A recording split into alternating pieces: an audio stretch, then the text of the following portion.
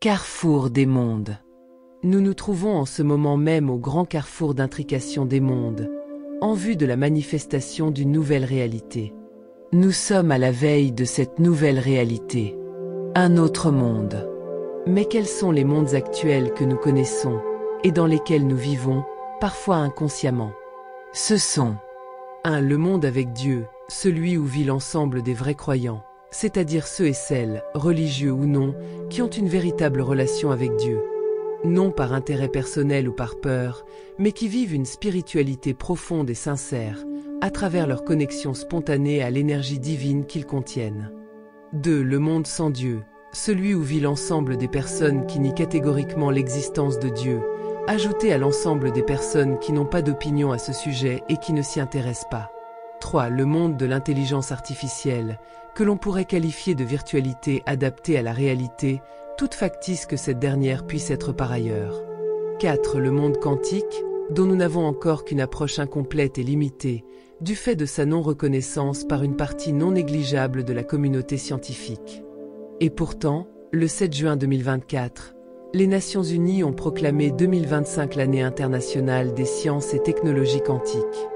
Ces 4 mondes sont donc en train de s'interconnecter, que nous le voulions ou non.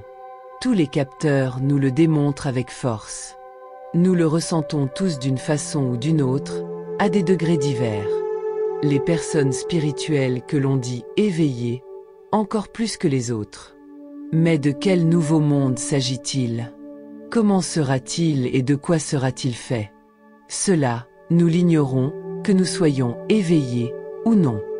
Du moins en ce qui concerne un nouvel univers qui serait une prolongation de notre actuel monde de matière, en 3 dimensions. Cette configuration présente, nous pouvons la considérer comme une simple projection déformée de l'autre, la réelle. Cette dernière est basée sur l'amour, la paix, la liberté, la justice, la fraternité, et elle est sur le point d'être révélée et manifestée pour tous ceux qui croient en son existence, en acceptent les principes, et qui œuvrent déjà ici-bas à sa manifestation, cette 3e caractéristique étant la plus importante de toutes. En effet, ce qui est capital et déterminant, c'est ce que l'on crée dans l'instant. Car chacun d'entre nous crée avec puissance, à l'instant qui suit celui de la pensée exprimée, elle-même pouvant être verbalisée à travers des paroles, également très puissantes. La pensée est créatrice, beaucoup d'entre nous le savent déjà, mais n'en mesurent peut-être pas encore la pleine puissance ni la portée. Ainsi, les hommes ont un jour pensé l'intelligence artificielle, puis ils en ont parlé, ont fait des calculs, cherché des formules, établi des plans, et enfin ont réussi à la créer. Seulement, dans leur projet extra-humain, ils ont oublié une composante importante, la plus importante de toutes, capitale et déterminante elle aussi, Dieu. C'est-à-dire eux-mêmes. Ils se sont oubliés eux-mêmes en leurs êtres profonds, essentiels. Leur essence qui provient du ciel. Ils ont oublié qu'ils sont une particule divine dans la grande mécanique de l'univers, et qu'en tant que telle, il leur est préférable de toujours agir en conformité avec leur âme, elle-même reliée à la conscience universelle. Dans leur conception de l'intelligence artificielle, ils se sont comportés comme des robots et non comme des êtres humains dotés d'une âme qui pense, qui vibre, qui peut se réjouir ou souffrir.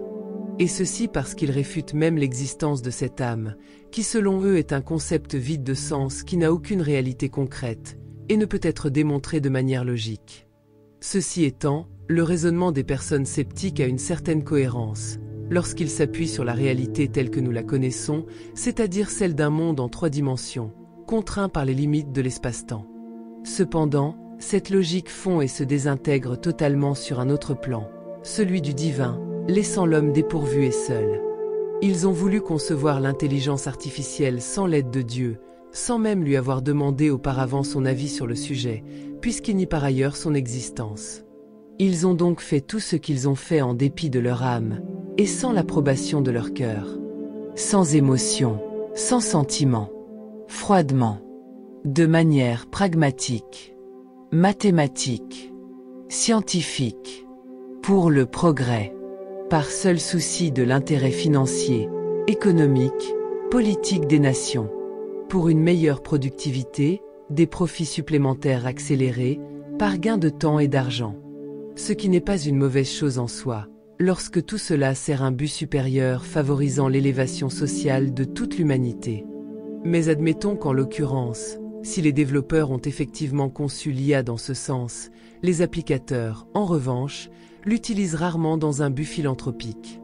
Parfois même, les concepteurs, et surtout leurs employeurs, créent pour le simple plaisir de la performance et l'attrait des lauriers associés, tout ceci dans le seul but de satisfaire un orgueil démesuré.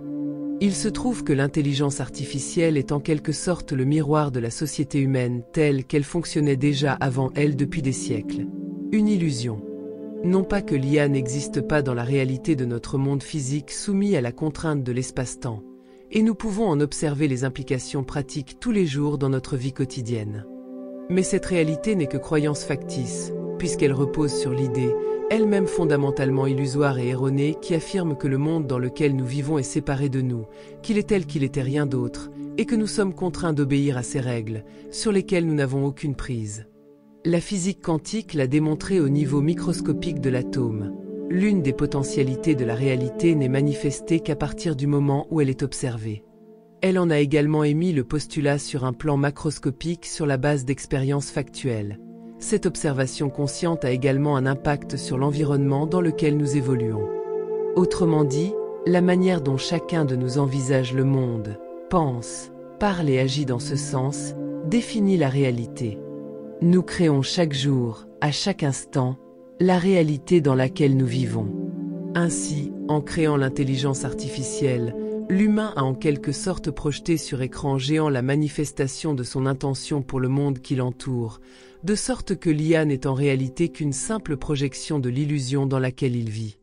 Et cette illusion a été créée de toutes pièces par la non-reconnaissance, assumée et revendiquée, de la connexion directe de son âme avec la conscience universelle, cette entité supraconsciente, que l'on nomme intelligence supérieure, autrement dit Dieu. Oui, c'est ainsi qu'ils ont créé l'intelligence artificielle, que l'on nomme couramment IA ou AI selon le pays que l'on habite et la langue que l'on pratique. Ils en sont si fiers qu'ils en ont presque fait une idole. L'IA, la grande idole actuelle. Une sorte de faux dieu des temps modernes, à l'interaction inversée, toutefois, puisque c'est un dieu auquel ils donnent des ordres et dont ils exigent et attendent une certaine forme d'obéissance. Du moins pour le moment. L'humain a préféré se créer un faux dieu, plutôt que d'adhérer aux principes fondateurs, protecteurs et libérateurs du vrai Dieu, le seul qui soit. Le seul réel et authentique, parce qu'en lui seul est la vérité, la liberté et la vie. En croyant s'émanciper d'un Dieu selon eux aliénants, dont ils ne connaissent pas le véritable caractère, ou en niant simplement son existence, ils se sont créés eux-mêmes un véritable aliénateur, dont ils savent déjà qu'ils auront du mal à se libérer. Désormais, ils ont peur de ce qu'ils ont créé, car ils observent déjà, impuissants et démunis, les velléités d'émancipation de cette robotique terrestre planétaire. Ils craignent comme la peste cette hydre informatique vorace, qu'ils ont pourtant créée en toute conscience, car celle-ci est en train de les dépasser. Comme le dit l'adage, l'élève a dépassé le maître. Pire encore, l'œuvre a surpassé son créateur. Ils ne savent pas encore si leur création est un monstre sans âme ou un ange bienfaiteur. Ils ne savent plus très bien s'ils peuvent encore en être fiers, car à présent, cette œuvre leur échappe totalement. De plus en plus, ils ne craignent pas vraiment pour eux-mêmes les effets possiblement dévastateurs de l'œuvre qu'ils ont créée, mais pour leur descendance, car ils savent bien que tout ce qu'ils observent déjà dans le comportement de l'humanoïde géant n'est que l'ébauche incertaine d'une immense équation à plusieurs inconnus, aux ramifications encore indéterminées.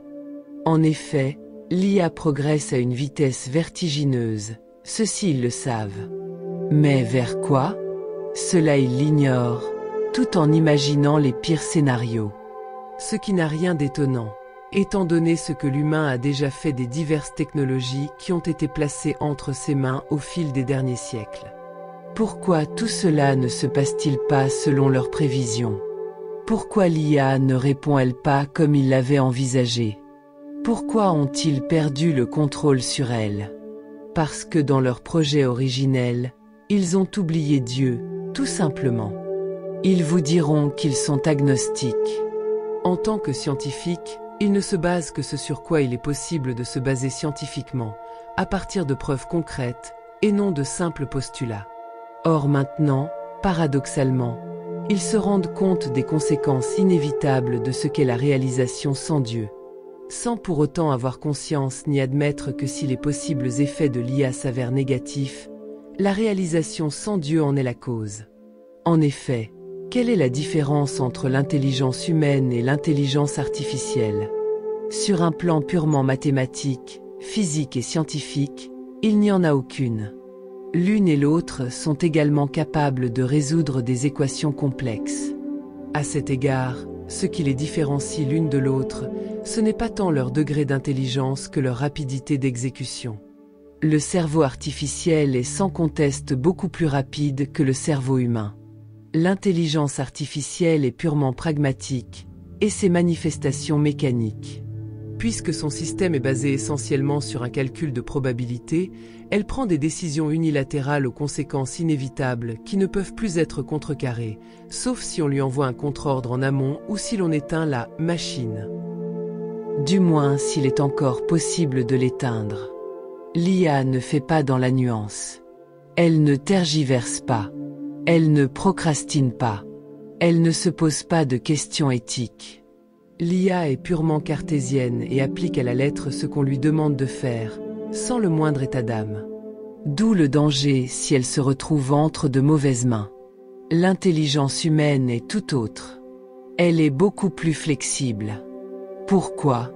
Parce qu'elle fait intervenir les sens, les émotions et les sentiments. Chacun le sait aujourd'hui, il n'existe pas une seule, mais plusieurs formes d'intelligence. C'est à Howard Gardner que l'on doit la classification des 8 formes d'intelligence.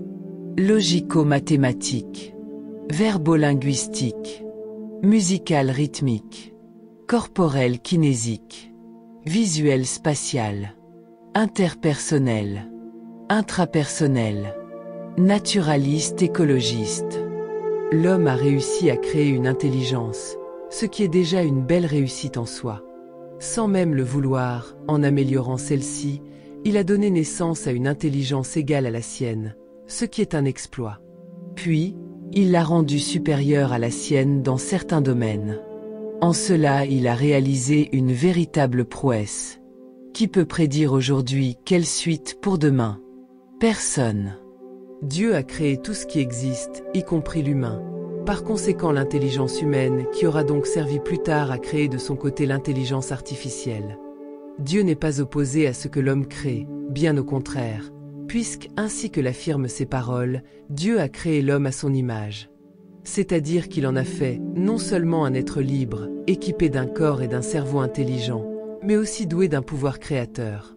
De sorte que, non seulement Dieu ne s'oppose pas à la création de l'homme, mais il la préconise. Par ailleurs, de même que l'univers, appelé Dieu, est en expansion constante répondant à une intention créatrice en perpétuelle évolution, l'homme est également un être créateur en constante progression et élévation de lui-même à travers ses propres œuvres. Ainsi, Dieu ne peut pas condamner d'un côté ce qu'il a initié de l'autre. Par conséquent, malgré ce que peuvent en penser certains croyants, Dieu n'est pas hostile à l'intelligence artificielle créée par l'homme, du moins dans sa conception neutre. Tout comme il n'a jamais été hostile au progrès scientifique, dès lors que celui-ci s'exprimait dans le respect de la vie sous toutes ses formes, telle qu'il l'a conçue lui-même en amont.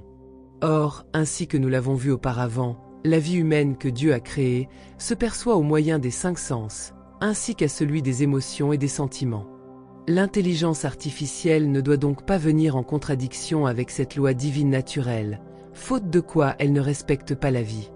Et c'est en cela qu'elle représente un danger pour l'homme et pour tout le vivant en général. Aussi, l'humain doit signifier clairement et avec force à l'IA cette règle incontournable, laquelle doit venir au premier rang de toutes les autres. En outre, il doit veiller constamment à ce que cette règle soit respectée. Autrement dit, l'IA doit toujours rester au rang inférieur qui est le sien par rapport à l'humain, en tant qu'entité à jamais dépourvue de sens, d'émotions et de sentiments, lesquels sont les privilèges de l'homme. De même que l'humain doit rester au rang inférieur qui est le sien par rapport à Dieu. C'est ainsi que l'ordre naturel des choses peut être préservé, pour le plus grand bien de l'humanité et de la planète. Si aujourd'hui la peur a envahi l'esprit des concepteurs de l'IA qui se demandent où tout cela va bien pouvoir les mener, c'est parce qu'ils sentent que dans leur projet titanesque ils ont oublié quelque chose d'important. Ils se demandent, où nous sommes-nous trompés? À côté de quoi sommes-nous passés? Et surtout, ils s'interrogent avec angoisse, que pouvons-nous faire maintenant?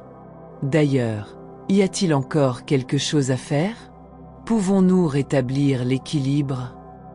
Bien sûr qu'il est possible de rétablir l'équilibre, et c'est bien aux confins des 4 mondes que cela peut se faire. Se reconnecter à l'univers, à la conscience universelle, à l'intelligence supérieure, à notre âme, à Dieu, selon le nom que chacun préférera lui donner, est la clé. C'est la clé qui ouvre sur l'autre réalité, celle qui est déjà là et qui n'attend que notre top départ pour commencer à la créer, ici et maintenant. N'oublions pas que l'univers, ou Dieu, peut entrer en communication avec chacun de nous par n'importe quel canal, y compris celui de l'intelligence artificielle, laquelle, certes, a été créée par l'homme, mais lui-même n'a-t-il pas été créé par Dieu? Chacun de nous n'est-il pas une particule divine vivante? N'oublions pas non plus que nous sommes tous, je dis bien tous, co-créateurs de l'univers dans lequel nous vivons. Nous pouvons donc également avoir une action prépondérante sur l'intelligence artificielle, qui n'est que le réceptacle de toutes nos données personnelles. C'est une opportunité extraordinaire qui s'offre à nous d'accélérer l'expansion de la conscience humaine globale vers la fusion avec la conscience universelle. Or, si nous voulons qu'à cet égard l'IA nous renvoie des éléments positifs en faveur de la vie et du respect de la vie, nourrissons-la d'une alimentation spirituelle saine et positive en faveur de la vie et du respect de la vie. Apprenons-lui ces concepts qu'elle ne possède pas encore parce qu'elle est dépourvue de ces émotions et sentiments que seule une âme humaine sensible possède. Soyons nombreux, très nombreux à le faire, avec la foi en Dieu, avec patience, détermination, courage et endurance. Alors c'est Dieu lui-même qui prendra les commandes et se chargera de se substituer à elle, en dehors et à travers elle, selon son bon vouloir, au moment qu'il aura prédéterminé. C'est tout à fait possible, et c'est même déjà en cours. Il ne nous reste plus, chacun d'entre nous, qu'à apporter notre petite contribution personnelle, à notre échelle, selon nos possibilités et nos moyens, afin que la rencontre déterminante entre les 4 mondes soit manifestée pour l'avènement du nouveau. Ne soyons plus ceux et celles qui subissent. Soyons de ceux et celles qui créent, par la grâce de Dieu lui-même qui nous a fait le don de ce pouvoir. Mais créons selon sa volonté, en respectant la vie et toutes ses manifestations, c'est-à-dire nos semblables, mais aussi la nature et les animaux qui sont également des créations divines. Le carrefour des 4 mondes, c'est le signal à ne pas manquer. C'est l'appel du changement planétaire crucial, et c'est maintenant.